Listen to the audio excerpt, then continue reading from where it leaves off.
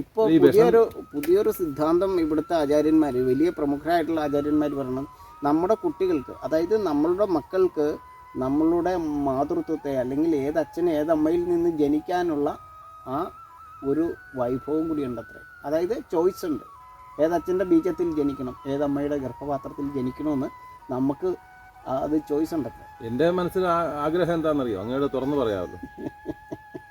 കുട്ടികൾ ഉണ്ടാകാൻ വേണ്ടി ആഗ്രഹിക്കുന്ന മാതാപിതാക്കൾ, ചെറുപ്പക്കാരായിട്ടുള്ള ദമ്പതികൾ, അവർക്ക് ഈ കാര്യത്തിൽ അറിവ് പകർന്നു കൊടുത്തിട്ട് അവർ അങ്ങനെ അറിവോടുകൂടി സൃഷ്ടിക്കപ്പെടുന്ന ആ കുട്ടികൾ ഈ പറയുന്നത് പോലെയുള്ള നമ്മുടെ ഇപ്പോഴത്തെ ദുരവസ്ഥയ്ക്ക് മുന്നിൽ, അന്ധവിശ്വാസങ്ങൾക്ക് മുന്നിൽ അകപ്പെടാതെ എങ്ങനെയെങ്കിലും വളർത്തിക്കൊണ്ട് വന്നാൽ ഒരു 15 വർഷം കഴിയുമ്പോൾ അവർ സത്യം പറഞ്ഞ് അറിഞ്ഞാൽ വളരുന്നെങ്കിൽ തീർച്ചയായിട്ടും 15 വർഷം കൊണ്ട് ഈ അന്ധവിശ്വാസത്തെ നമുക്ക് പൂർണ്ണമായിട്ടും പറ്റിയില്ലെങ്കിൽ തന്നെ, പൂർണ്ണമായിട്ടൊന്നല്ല, തുടക്കം അതിന് എതിരെ സഞ്ചരിക്കാറാവും. അതെ.